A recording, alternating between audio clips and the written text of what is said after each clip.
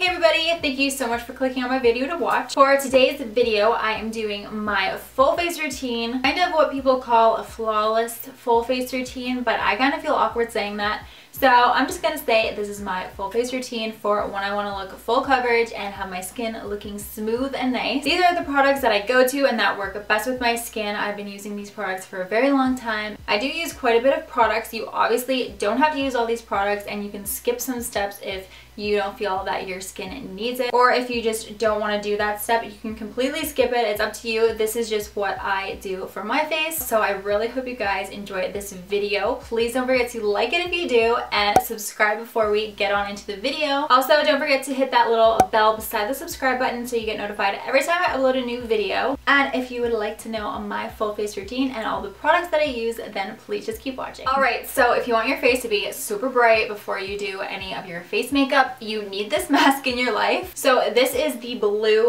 Pure Clay Mask from L'Oreal. I'm not quite sure what this one is called, but I'm pretty positive this one is specific for brightening your skin. That's why I like to use it.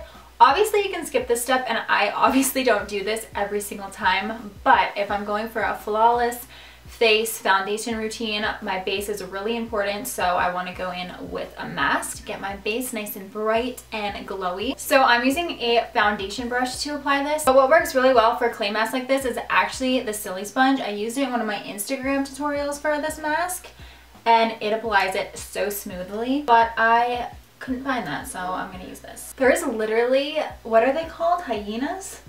Coyotes. They sound like hyenas. There's coyotes outside today and it's like, I don't know, 9:30 at night or something. So if you can hear that in the background, I'm sorry, they literally sound psychotic. It's so sketchy. Alright, so this mask stays on from 10 to 15 minutes, and the really nice thing about this mask is that when it dries down so smoothly. It doesn't tighten up your skin or make it feel super dry, which I love because my skin is extremely dry. So this mask is just my favorite. It's so perfect. Okay, before I go wash it off, I just wanted to show you quickly what it looks like. So you can completely move your face around. It's completely smooth, and I just wanted to show you that. After I take off the mask, I always have to go back in with a moisturizer because my skin is dry. And the one I've been using recently and for a long time now is this Everyman Jack face lotion. This is a men's product, but it just smells exactly like mint and it's very moisturizing. I just go in with about this much and put it all over my face. For primer, my favorite has been this Dr. Brandt Luminizer Primer, and I got this in my Boxycharm. I've been using it non-stop since because it is very luminous moisturizer, but it's not oily on the skin at all, so it sits on your face very nice and works very well as a primer. I also just wait till my moisturizer dries a little bit before I put my primer on. Otherwise, it's just going to be way too wet and it's going to make my foundation smear everywhere. To smooth out my skin a little bit, I'm going to go in with the Smashbox Photo Finish Foundation Primer, and this is the Pore Minimizing Primer. I just have this little deluxe sample size, but it lasts a long time because I just use a little bit in my T-zone, and a little bit goes a very long way, and it does a very good job at smoothing out your pores. I usually use about that much for my whole T-zone. And I like to put it on after my moisturizer and my primer because it sits better on top of those rather than underneath. If I was to put it underneath, it would just smear everywhere and not stay in the places I want it to stay. And just to be super extra, I have been using this Temptu and Boxycharm collab. This is a liquid glow, and I'm not sure if they sell it anymore, but basically any liquid highlight would work just fine. I just focus it on the tops of my cheekbones and right here on my temples, and sometimes I put a little bit on the tip of my nose, and I just apply this with my finger and just drag it up and blend it out like this. I just feel that this step really pulls back and brightens my face, so I've just been loving to do it right before my foundation, and that's what we're gonna do next. So I wouldn't say this is my favorite foundation, but it comes pretty close second to the CoverGirl Ready Set Gorgeous foundation. I have just been liking to use this Maybelline Matte and Poreless foundation because it goes better with the routine I've been doing basically, which is all of the face products that I just used. The CoverGirl one is more matte than this one, surprisingly, even though this one is a matte foundation. It isn't too matte, so it works well with my skin. But yeah, the other CoverGirl one is a little bit matter than this one, and it just doesn't work well with all of the luminizing and moisturizing products I put down first. I haven't been wetting my beauty blender lately. I've just been spraying MAC Fix Plus right onto it just to dampen it a little bit. This foundation goes on very easily, so it's not hard to blend out or anything, so I don't need a very damp beauty blender to do so. If you want an extremely smooth cover, you can go in with a foundation brush or a buffer brush first and then smooth it out with a beauty blender, but I have just been skipping those steps lately. I just go straight in with my beauty blender like this and just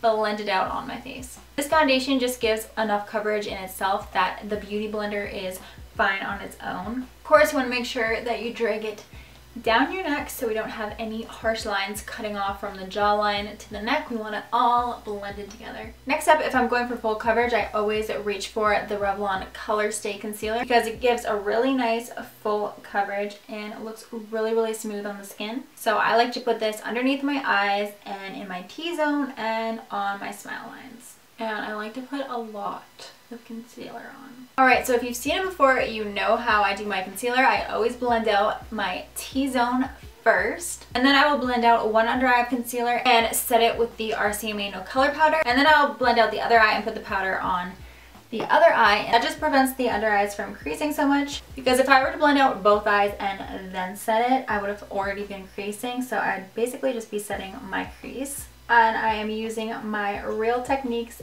Diamond Sponge to start baking underneath my eyes because it has this little point, so it gets under your eyes really easily. And I also drag the powder down onto my smile lines just so those don't crease. Also, when I'm blending out my concealer, if I want it to be full coverage, then I will use a light hand with my beauty blender, because if you're a little bit harsher with it and push more deep into your skin, then it's just going to blend out the concealer even further, and it's going to give you a lighter coverage. But if you just press and pounce your beauty blender lighter, then you're going to get more fuller coverage with your concealer. So usually when my under eyes are baking, that's when I'll go in and do my brows, so I will do them really quick and I'll be right back. Alright, I did my brows. Now I'm just going to wipe away my baking with my e.l.f. blush brush. So I just wipe away the excess and then I also kind of pat it in. I don't know why I forgot this step, but before I do my foundation, I always put on the Fenty Beauty Mocha and Bamboo Matchsticks. I put just a little bit of bamboo right underneath my eyes, and then I put the Mocha Matchstick in the hollows of my cheeks and on my temples and my nose a little bit under my lip. But for some reason I forgot, so I'm not going to put on the shade Bamboo because we already did our concealer, so I don't want to put this right on top. But when I put on a little bit before my foundation, it just gives me a little bit extra coverage and I really like it. I just like how the Mocha Matchstick looks under my foundation just because it looks a little bit smoother. But since I forgot, I'm just going to put it on over top of my foundation in the same spots that I mentioned. There is some Tarte Maracuja oil, I think that's how you pronounce it, already on the stick, and I just like it because it makes it a lot smoother and easier to blend out. I just use my e.l.f. stippling brush and kind of get the product right on it, and then I go straight into the hollows of my cheeks. When I go into the hollows of my cheeks, I like to bring it up right here on my temple just so it all blends together and it doesn't just cut off right there. I put some underneath my nose just to make it look a little bit shorter. It doesn't really work, but it still makes me feel a little bit better, so I do that. And then underneath my lip, it makes it look a little bit more plump, and same with right on the top parts of my lips. But I try not to put too much there, otherwise it'll end up looking like I have a mustache. Because I like a really bronze face, I do go back in with a powder contour, and it also helps to set the cream contour.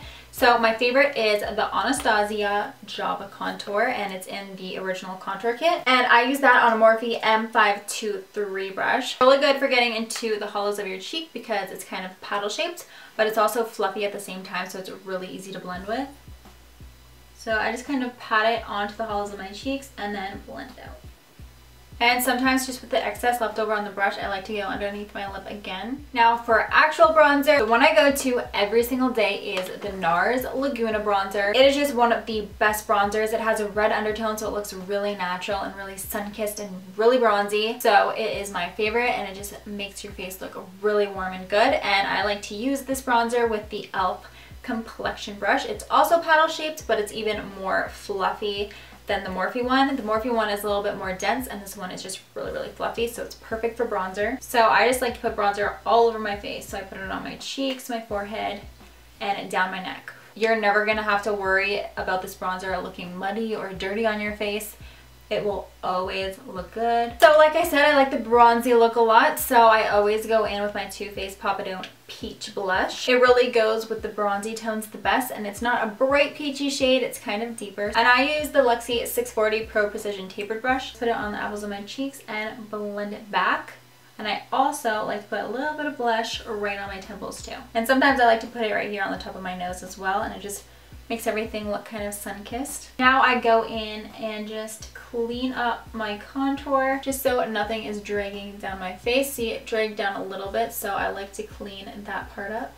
So while that's baking, I go in with my highlighter. The one I use the most is the shade Vanilla in my Anastasia Contour Kit. But if I really want to tie in the whole bronzy look, I will go in with Becca and Jaclyn Hill's Champagne Pop Highlighter. If I'm going for more of a flawless coverage, I'm going to go in with the Anastasia Vanilla shade because that shade does not emphasize texture at all, and it just kind of melts into your skin. It makes for a really subtle glow, but you can also build it up. And it just ends up looking really smooth on the skin, so I love this highlighter. This shade works best with a denser brush. It doesn't really pick up a lot of pigmentation if you use a fan brush or anything like that. So this specific brush is a Luxie brush, and I think it's a 540. I'm not sure the name of it because the handle broke and I have no idea where the handle is, so I just use the top of this, but it's a really good brush, so I continue to use it. And I just take a lot of the product onto this brush. Again, it doesn't emphasize your texture at all, so you can put a lot of this product on and it ends up looking really smooth and nice. I know a lot of people use this shade to set like a powder, but this is such a pretty highlighter. I just put this everywhere I would normally put my highlight, on my cheekbones and my temples, nose, and Cupid's bow. Same thing with the highlighter. I always connect it from my cheekbones up to my temples. I usually use my ring finger for my nose just because it gets more pigmentation off. To tie it all in, I also like to put my highlighter on the inner corners of my eyes and my brow bone. I usually like to use a highlighter for this part just so it matches all. I just blend my face products together a little bit, and my favorite brush for that is my Benefit Hoola brush. And I use just a very light hand so it doesn't all mesh together, but it still gives it a little blend so everything's not just sitting on top of each other. And then the last step is just to spray it with some setting spray. So I'm going to use the MAC Fix Plus, and I believe this one is in the rose scent. It might be rose or lavender. It's rose. Alright, so that is it for my full face routine. I really hope you guys enjoyed it. Let me know in the comments what your must-have step in your face routine is, and if you are super extra like me and put a lot of face products on, or if you just have one or two products that are your go-tos. Please don't forget to subscribe before you leave and like this video if you enjoyed it, and I will see you guys next time. Bye!